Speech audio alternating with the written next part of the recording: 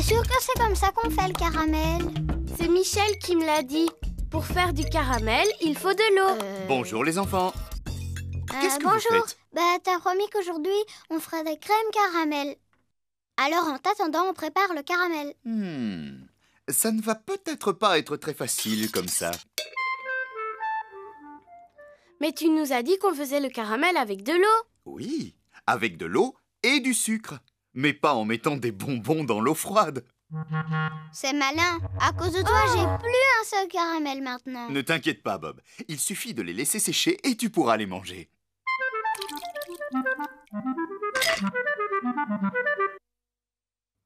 Alors, on l'a fait cette crème caramel? Ouais!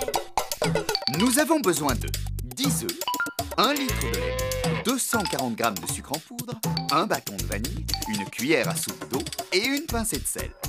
Et pour le caramel, 220 g de sucre en poudre, 2 cuillères à soupe d'eau et un quart de citron. Je vous propose de commencer par le caramel. Bob, tu peux mettre 2 cuillères à soupe d'eau dans une casserole moyenne.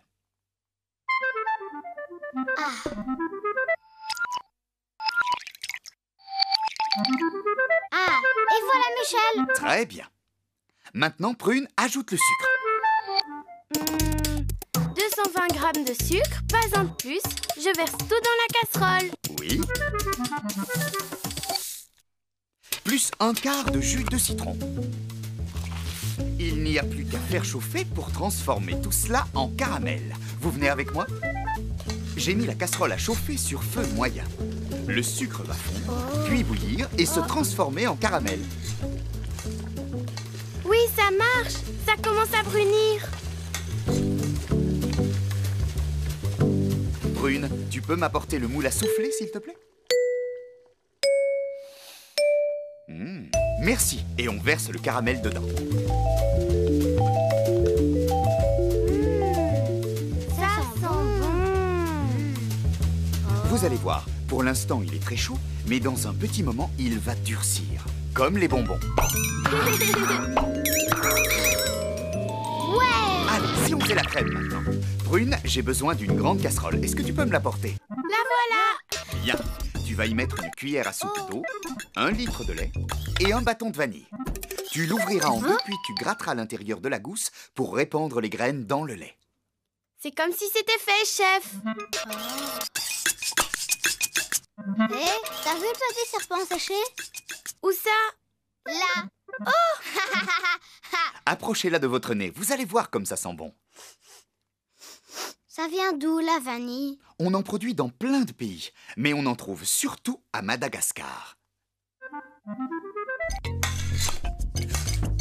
Ça y est, j'ai fini. Merci Prune, c'est parfait. On va faire chauffer tout ça sur feu moyen jusqu'à l'ébullition. Michel, c'est où Madagascar? Madagascar, c'est ici. Tu vois cette plante qui s'enroule autour des arbres? Eh bien, c'est ça la vanille. Elle fait partie de la famille des orchidées. Waouh! Ça bout. On va éteindre et laisser la vanille infuser lentement dans le lait. Et pendant ce temps, on prépare un récipient qu'on remplira d'eau pour la cuisson au bain-marie. Prune, tu veux bien allumer le four thermostat 5, s'il te plaît? Tout de suite.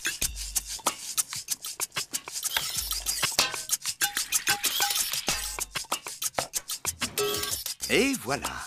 Bob, mon grand, tu veux bien casser 8 œufs entiers dans un saladier et ensuite rajouter 2 jaunes? Sûr!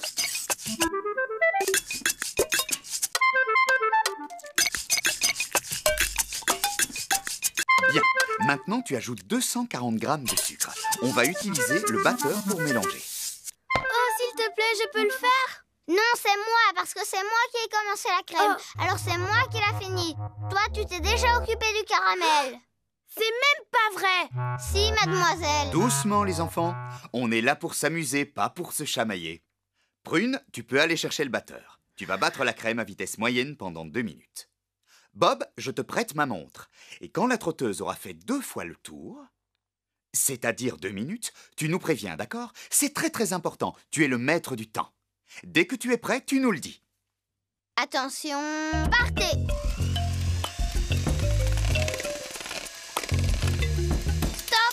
Parfait. Maintenant, tu vas verser petit à petit le lait tiède sur les œufs. Prune, tu continues de battre encore un peu. Ça me paraît pas mal du tout. Tu peux arrêter maintenant. Bob, tu peux enlever le bâton de vanille avec une cuillère. Voilà, Prune, tu peux verser la crème dans le moule à souffler sur le caramel durci. Vous êtes de vrais chefs, les enfants. Il ne reste plus qu'à mettre le moule au bain-marie. Et oui, c'est ça le secret de ma recette. La crème doit cuire doucement à four moyen. C'est moi qui le fais. Non, non, non. Oh. Je préfère m'en occuper, mon grand. L'eau du bain-marie est bouillante et tu pourrais te brûler.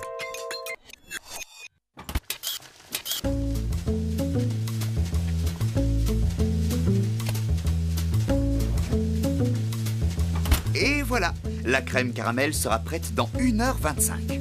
C'est super long. Ben, t'as entendu ce qu'a dit Michel?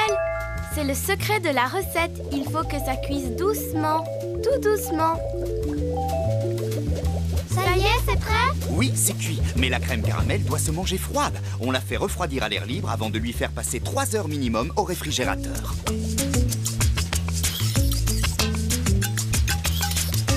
Voilà, c'est prêt. Pour ramollir le caramel et démouler plus facilement la crème, j'ai fait tremper le fond du moule 2 minutes dans un peu d'eau bouillante. Goûtez-moi cette petite merveille. Ça a le même goût que mes bonbons. Mais en meilleur, Michel.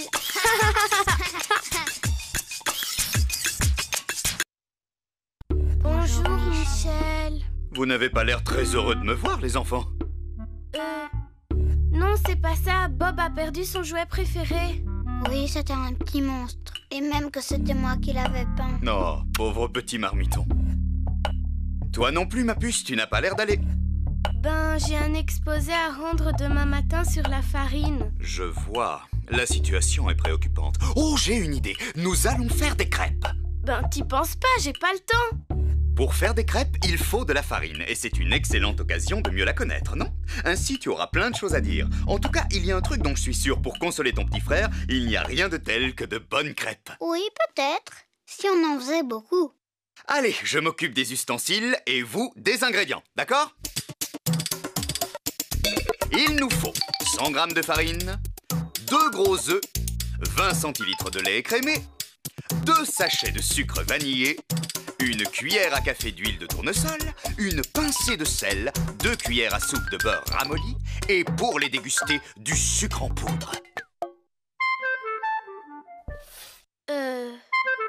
Merci.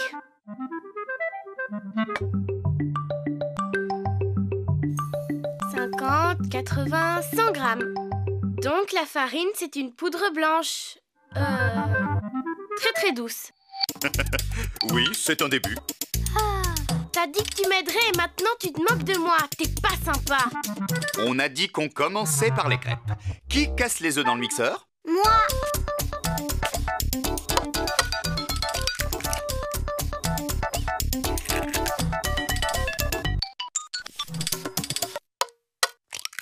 On ajoute 100 g de farine. Allez, petite princesse, vas-y. «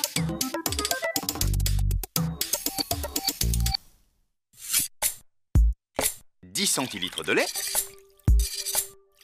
Et le sucre vanillé. Ouais, elle est trop facile, ta recette, Michel. C'est vrai. Et ça ne prend que quelques minutes. Enfin, si on ne boude pas entre chaque opération. C'est ça, une cuillère à café d'huile. Une pincée de sel et on met le mixeur en marche. Tu peux augmenter la vitesse. Voilà, c'est parfait.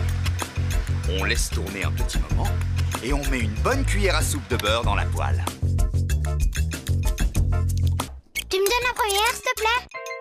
Attends, petit gourmand. Oh, bon, alors je continue d'être triste. Est-ce que tu crois que tu es assez fort pour poser la poêle sur la cuisinière? Bien, on tourne le bouton sur feu moyen. Elle vient d'où, la farine? Des céréales. Ah, excuse-moi, le beurre est fondu. Tu peux aller ouvrir le mixeur. Et on ajoute 10 centilitres de lait. Et voilà, il n'y a plus qu'à mixer. Très bien, tu peux arrêter. Maintenant, on va filtrer cette jolie pâte. Pour réussir de belles crêpes, il faut une pâte lisse sans grumeaux.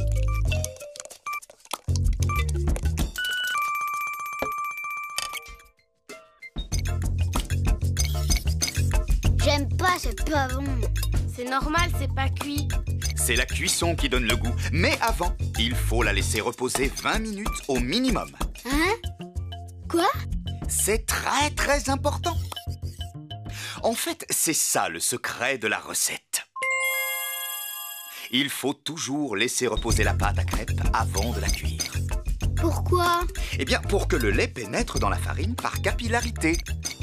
Si vous trempez un morceau de sucre dans un verre d'eau, avec du sirop de cassis pour qu'on voit mieux, après quelques petites secondes dans l'eau, que fait le sucre? Oh, il devient tout violet. L'eau est entrée dans le sucre toute seule. T'as vu ça? Eh bien, c'est ça, la capillarité.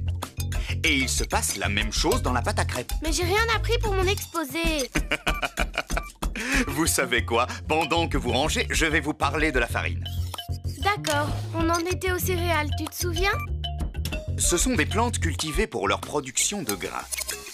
Ces grains sont nettoyés et triés, puis humidifiés pour les écraser facilement. Une fois secs, ils sont passés au tamis et ça donne la farine. Vous pouvez me citer un nom de céréales? Le blé? Oui. Il y a aussi le seigle. Oh oui! C'est le pain qu'on mange avec les huîtres. Exactement. Et le sarrasin. Oh. Ah! Haha! Le sarrasin, qu'on appelle aussi le blé noir. Oh, oui, j'en ai mangé en Bretagne. C'était des galettes au jambon et au... Oh, mon monstre! C'est toi qui l'as jeté, Prune? Non, je te jure! Tu l'as retrouvé. C'est le principal, non? Oh! À moins que vous ne vouliez plus de crêpes. Des crêpes, oui, oui! Oh, le bar! Il faut faire chauffer la poêle à feu moyen une petite minute. Quand elle est chaude, on la beurre. C'est moi qui le fais! Non, non, c'est brûlant. Je préfère le faire. Brune, tu peux me donner la petite louche, s'il te plaît?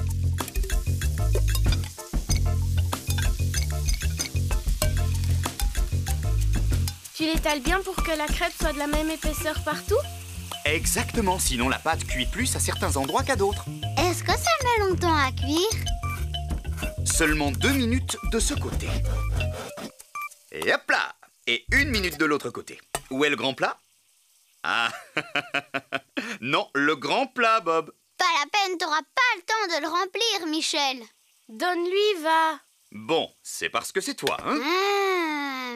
C'est super de se faire consoler comme ça. Pendant que je fais les crêpes, qui nous rappelle le secret de la recette? Moi, je veux bien. Il faut toujours laisser reposer la pâte au moins 20 minutes avant de faire les crêpes. Pour que le lait pénètre dans la farine par capillarité. Il n'y a plus qu'à sucrer et à déguster. Mon cher assistant, si vous voulez bien. Alors, ce n'était pas une bonne idée, ces crêpes? Génial, tu veux dire. La meilleure idée du monde. Les crêpes sont délicieuses et j'ai plein d'idées pour mon exposé sur la farine. Je vais parler de la culture de ces graines, comment on la fabrique et tout ce qu'on peut faire avec.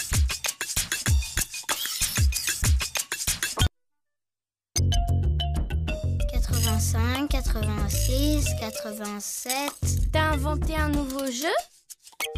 Chut, compte les grains de riz pour la recette de Michel.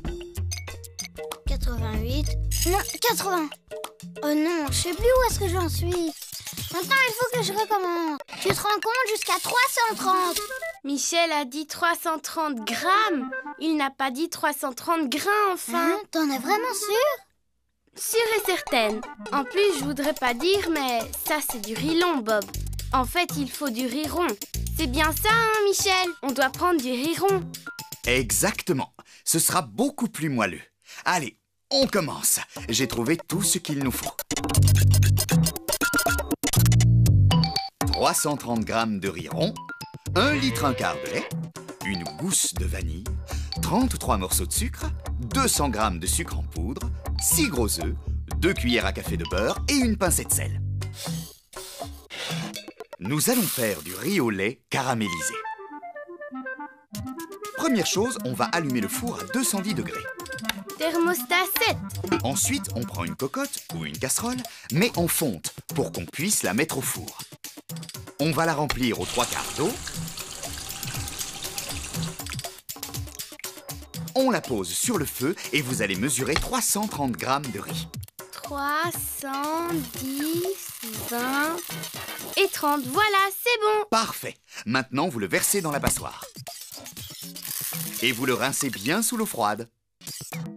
Dès que l'eau de la cocotte commence à bouillir, on va verser le riz dedans et le laisser bouillir 2 minutes. C'est pas assez. Il va être trop dur à manger. C'est pour éliminer l'amidon. Comme ça, le riz est moins lourd à digérer. Oh. Après, on égoutte le riz. On rince la cocotte et on va remettre dedans 2 cuillères à soupe d'eau froide. Ça, c'est mon secret. Les 2 cuillerées d'eau vont empêcher le lait d'accrocher au fond de la cocotte. Moi, je sais pour le lait. On verse 3 grandes cuillères dans un bol.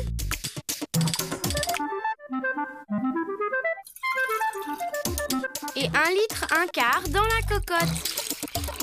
Bien! Ensuite, on découpe la gousse dans le sens de la longueur et on gratte à l'intérieur. T'as vu, Prune, ça fait des petits points noirs sur le lait. Ce sont les graines. On continue. Bob, le sucre en poudre. Le voilà. 200 grammes. Et le beurre, Michel? 2 cuillères.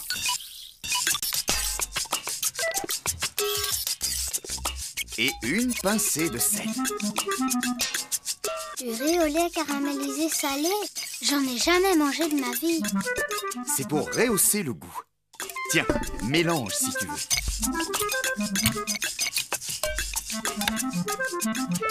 Ça bout. On va ajouter le riz, couvrir et mettre au four pendant 1 demi-heure. Oh. Maintenant, on va préparer le caramel. Vous pouvez mettre le sucre dans le moule à Charlotte. T'es sûr qu'il y en a 33, Prune? Oui. Si t'en as pas mangé quelques-uns au passage. Ajoutez seulement 5 centilitres d'eau, ça suffira. Hé, attends! Bien, pose le moule sur le feu, Prune. Il vaut mieux que ce soit un adulte qui fasse le caramel, on peut se brûler. Et en plus, il faut connaître la formule magique. Abracadabra, ô sucre, transforme-toi. Il se passe rien du tout. Il faut attendre un peu. Oh. Regardez, le sucre fond et se transforme en caramel. Il doit prendre une jolie couleur dorée, mais pas brûler. Ensuite, on le retire du feu. Avec des gants, bien évidemment. On tourne le moule dans tous les sens pour que le caramel s'étale bien sur tous les bords. Et on le laisse refroidir. Et nous, on va se reposer un peu. Pas de question, les enfants. Où est le bol avec les 3 cuillères de lait qu'on a mis de côté? Il est là.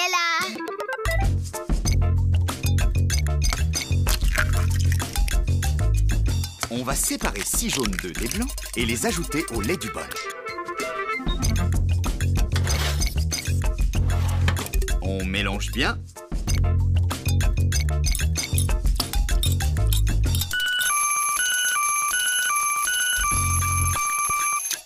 Un grand saladier, hein?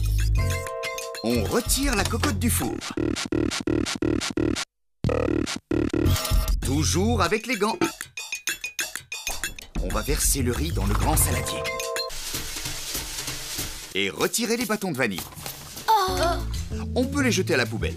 Quand le riz est tiède, on verse le mélange des œufs et du lait. Et bien sûr, on mélange. Le caramel doit être froid maintenant. Alors on peut verser le riz dans le moule. On le tasse bien. Et on le couvre d'un torchon. Quand il sera froid, on le mettra au réfrigérateur pendant 8 heures. 8 heures? Ça ne fait qu'une nuit, les enfants. Allez, à demain.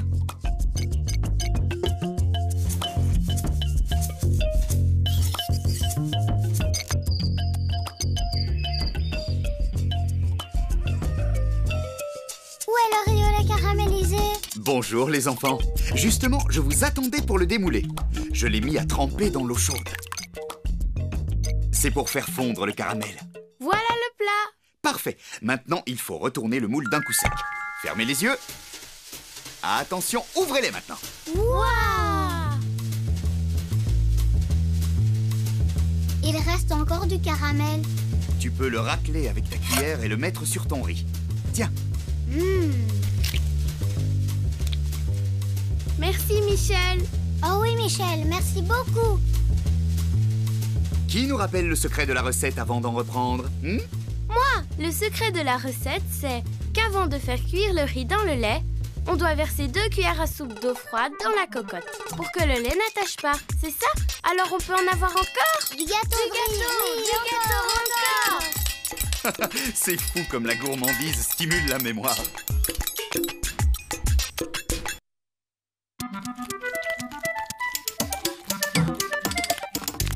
Attention, Brune, c'est moi qui vais gagner. Alors là, ça m'étonnerait. Bonjour les enfants. Vous avez l'air de bien vous amuser. Bonjour, Michel. On s'amuse drôlement bien. Tu sais quoi? On joue au sportif. Hier, on a regardé une compétition d'athlétisme à la télé. Et ce matin, on a décidé de s'entraîner. Là, c'est la pause vitamine. Et si on faisait une pause cuisine? D'accord, mais on fait des légumes alors. Je suis content que tu aimes les légumes, mais votre jus d'orange m'a donné une idée. Si on faisait une mousse au chocolat avec un peu d'orange? Les sportifs ont le droit de manger du chocolat? Bien sûr. Il ne faut pas en abuser, mais c'est très bon pour la santé. Ça donne de l'énergie. Vraiment? Oui, c'est plein de minéraux et particulièrement de magnésium. Alors, je vous chronomètre pendant que vous préparez les ingrédients? Oh ouais! C'est parti. Il nous faut 330 g de chocolat noir à 70% de cacao, 200 g de beurre ramolli, 8 œufs, 100 g de sucre en poudre, une orange et une pincée de sel. Rapide, hein? Oh oui, vous avez battu le record du monde de la préparation d'ingrédients. Un bol, 2 grands saladiers, une casserole, un plat à gratin. Oh, il manque le batteur électrique. Oui, et une spatule en caoutchouc plus une cuillère en bois. On fait fondre le chocolat? Oui, mais avant, on le casse en petits morceaux dans un saladier. Moi, je prépare le bain-marie. Qui m'apporte le plat à gratin? Voilà.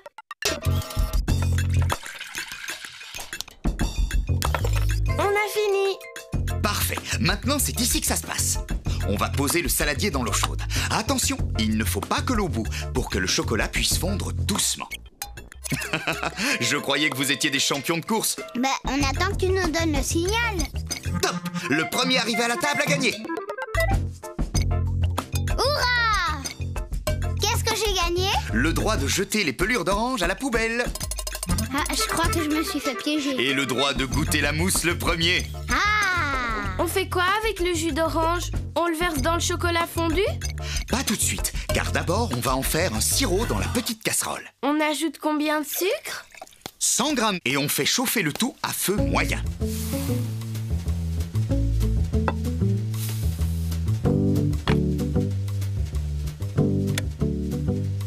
Waouh, ça fond drôlement vite le sucre.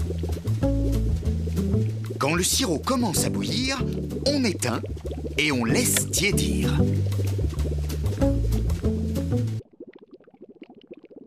Le chocolat est bientôt prêt. On s'occupe des œufs? Oui, on va séparer. Ne dis rien à Michel, je sais. On sépare le blanc des jaunes et on met les blancs dans le grand saladier pour les monter en neige. Il est jaune dans le bol? Exact. T'es prêt? Haha, oui.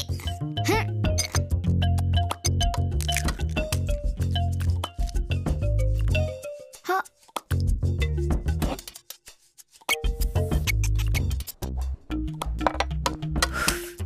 La chance, Michel n'a rien vu. Bien sûr que si, mais ça va.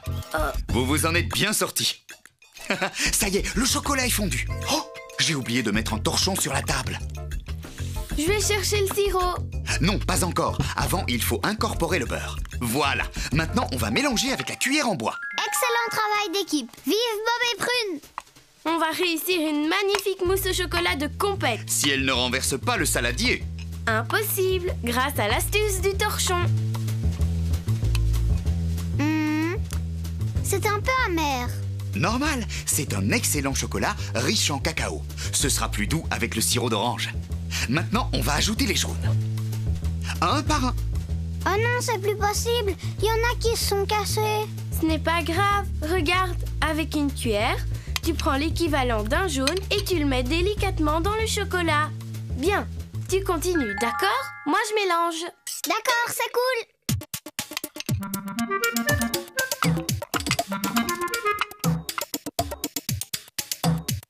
Michel, on les a tous incorporés. Parfait, mélange encore un peu. On va pouvoir ajouter le sirop d'orange tiède. Bob, tu peux mettre une pincée de sel dans les blancs.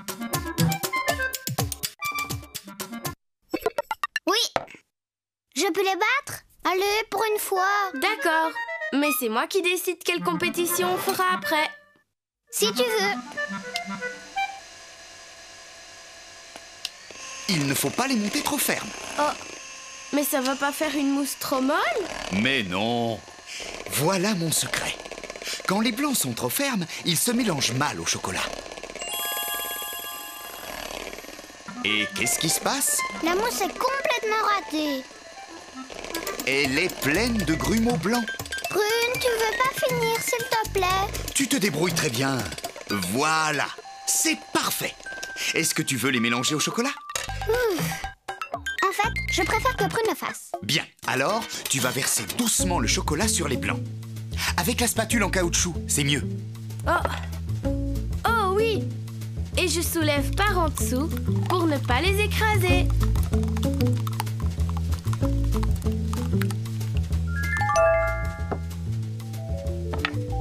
Vous êtes les champions de la mousse au chocolat. On peut la mettre au réfrigérateur. Et rendez-vous dans 3 heures. Tu viens, Prune? Alors, tu veux quoi? On fait du saut de mouton?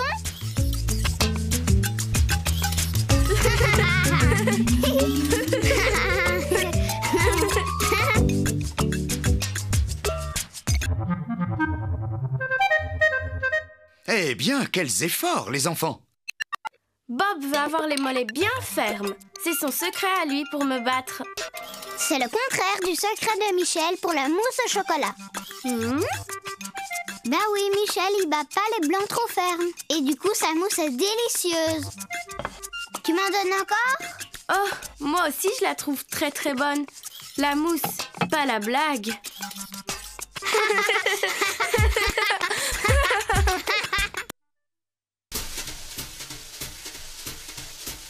Aujourd'hui, je vais vous apprendre une recette simple et pas chère. La tartine à la confiture. Souris un peu plus, Bob, et parle plus fort. Alors, il nous faut de la confiture de fraises ou d'abricot ou bien de votre fruit préféré et du bon pain frais. Par exemple, un délicieux pain de campagne.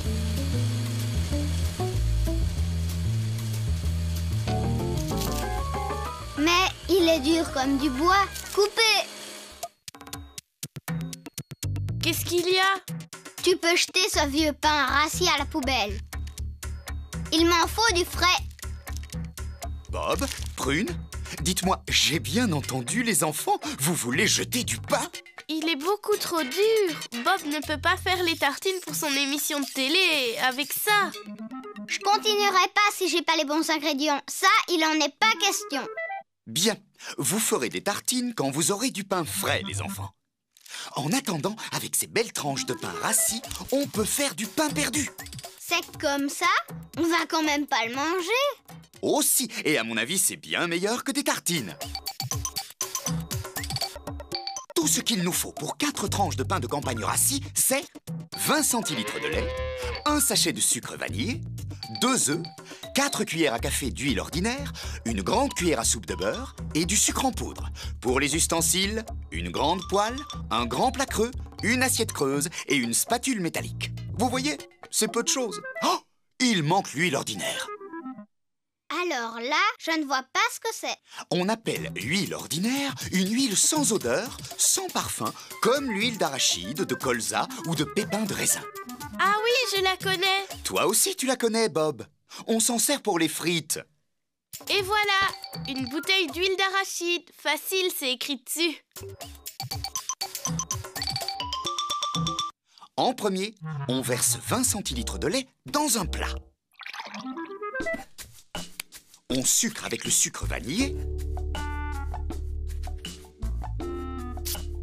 Et on mélange avec la fourchette. C'est ça. Puis, on va battre 2 œufs dans l'assiette creuse. T'es plus fâché, j'ai l'impression. Je t'ai vu sourire. Bon, d'accord.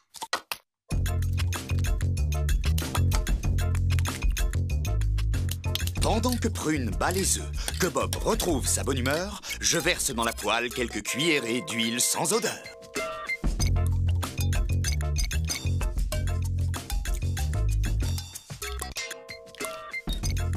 Une grande cuillère pour le beurre, que je vais ajouter dans l'huile chaude avec précaution.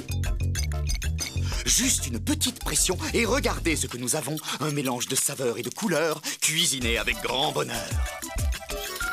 C'est de la poésie, c'est de l'art, c'est de la cuisine. Bravo! Oh, merci. Les tranches de pain rassis vont absorber le lait mélangé au sucre vanillé et les œufs battus. Et ensuite, on va les faire dorer dans l'huile bien chaude. Et j'ai besoin d'un chef, d'un vrai pro pour me donner un coup de main. Moi. Très bien. Et au fait, tu ne connaîtrais pas une bonne assistante? Si, la mienne. Maintenant, chers amis, je vais vous dire le secret de ma recette. Il faut tremper les tranches de pain, une par une, au bon rythme pour qu'elles restent juste le temps qui convient dans le lait. Bon, venez, on va s'aligner près de la cuisinière. Bob, Prune et moi. Bob devant le lait, Prune devant les œufs et moi devant la poêle à frire. On va les tremper en comptant jusqu'à 3. Prêt? Prêt! 1, 2, 3, on y va! On trempe la première tranche dans le lait et on compte jusqu'à 3, d'accord? C'est moi qui commence. 1, 2, 3. On trempe la deuxième et on compte jusqu'à 3. C'est à moi. 1, 2, 3. Même chose pour la troisième. 1, 2, 3. Et la quatrième. 1, 2, 3. Oui, vous êtes dans le rythme. Vous pouvez retourner la première tranche. Et voilà. On compte jusqu'à 3 et on retourne la deuxième. 1, 2, 3. On compte encore et on retourne la troisième. 1, 2, 3. Même chose pour la quatrième. 1, 2, 3. Bravo! Maintenant, on va retirer délicatement la première tranche.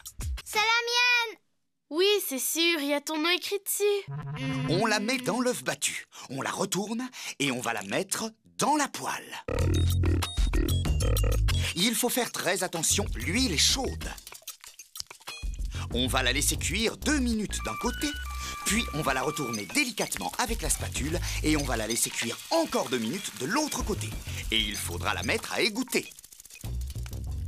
Sur du papier absorbant comme ça, Michel? Parfait, petit chef. Tu peux dérouler une bonne longueur sur la table. Oh, la première est parfaitement dorée. Ensuite, on la mettra... Dans un plat comme ça? Exactement. Vite, vite, on va cuire en même temps les autres tranches qu'on avait sorties du lait. Ouais.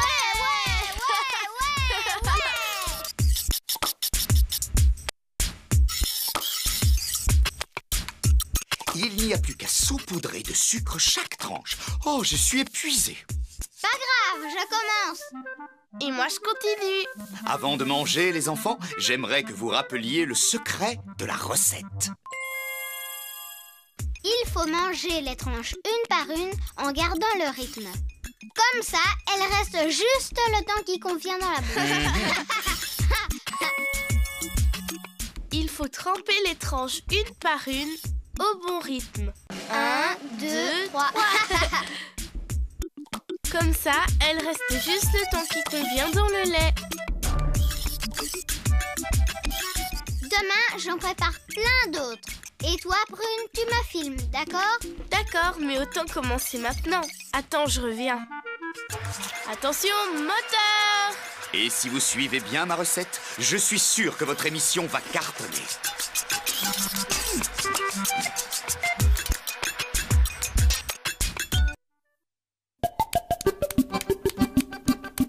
Oh, j'y arrive pas très bien. C'est super fastoche, Bonjour les enfants. Tiens, qu'est-ce que vous faites? Aïe! On essaye de jongler, tu veux essayer? Non, merci, pas maintenant. Vous savez, je ne veux pas être désagréable, mais il vaudrait mieux que vous appreniez à jongler avec des balles plutôt qu'avec des fruits qui... On fait une tarte aux pommes? Pas exactement. Une tarte tatin alors? Tu chauffes. Je donne ma langue. Aujourd'hui, on va faire un crumble aux pommes. C'est quoi? Un délicieux dessert anglais. Je connais pas les pommes crumble. Elles sont meilleures que les golden? Non, crumble, Oh. ça veut dire émietté. On va faire un gâteau aux miettes. C'est dégoûtant. Burk. Je n'ai pas parlé de miettes, Bob. J'ai seulement dit émietté. Je suis sûr que tu vas adorer. On parie? Si tu aimes, Jongle avec 5. 5 balles. Bon, pour faire un délicieux crumble aux pommes, il faut, pour la compote, 1 kg de pommes golden, 90 g de raisins secs, 2 cuillères à soupe de beurre, 3 cuillères de sucre en poudre, une pincée de cannelle. Bien, pour la pâte, 125 g de farine, 75 g de beurre ramolli, 40 g de sucre en poudre, une pincée de sel et 25 centilitres de crème liquide. Mais c'est facultatif. C'est bon, on a tout. Alors, avant tout, Prune, est-ce que tu veux bien mettre les raisins secs à tremper dans un bol d'eau froide?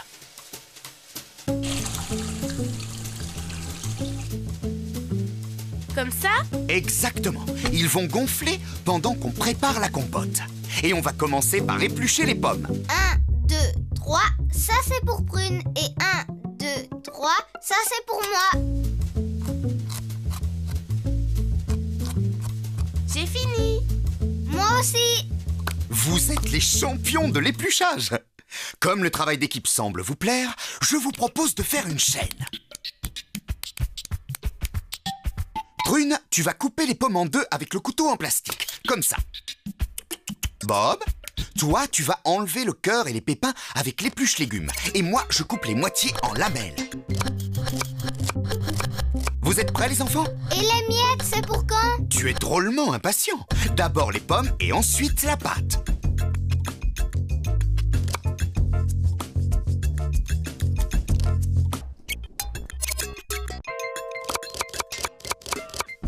Et voilà.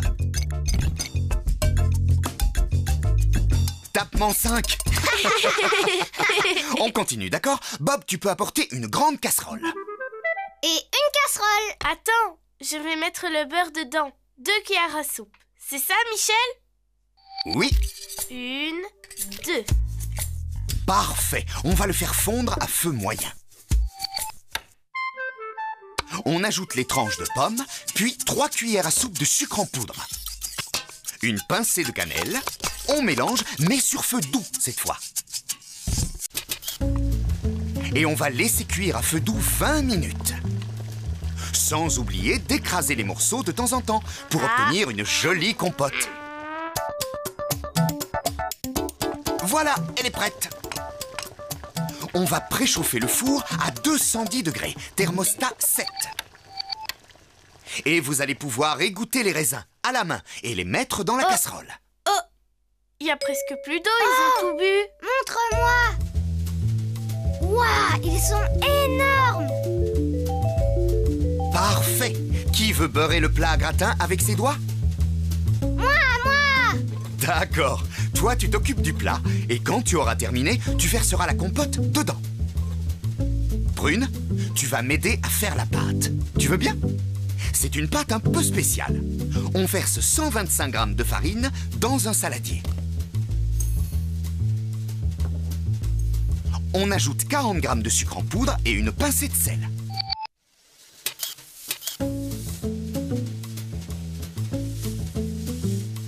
Et on mélange. Ensuite, on ajoute 75 g de beurre ramolli coupé en dés. Et on l'incorpore à la farine avec le bout des doigts, comme ça.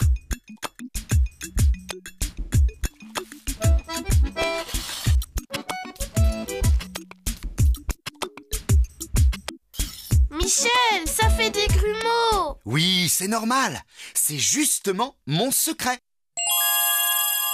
La pâte doit faire de jolis petits grumeaux qu'on émiettera sur la compote. Et pour les réaliser, il est indispensable que le beurre soit mou. Mesdames, mesdemoiselles, messieurs, tada! Voilà le plat beurré rempli de compote. C'est ça les miettes? Oui, c'est ça. C'est bon, je peux y aller. Je mets tout ça sur la compote. Très bien, il n'y a plus qu'à mettre au four 25 minutes. Tu viens, Prune? Et les petits chefs, est-ce que vous êtes capables de jongler et de nous rappeler le secret en même temps? Le secret du crumble aux pommes est... De malaxer la pâte avec du beurre, à peine un peu ramolli pour faire de beaux petits grumeaux et napper la compote. C'est prêt! Une petite seconde. En Angleterre, on ajoute un petit truc en plus. On verse une larme de crème fraîche glacée pour créer un dessert chaud et froid. Goûtez, vous verrez, c'est étonnant. C'est divin. C'est trop bon. Dis donc, Michel, on n'avait pas fait un pari? Regardez bien, vous n'allez pas en croire vos yeux.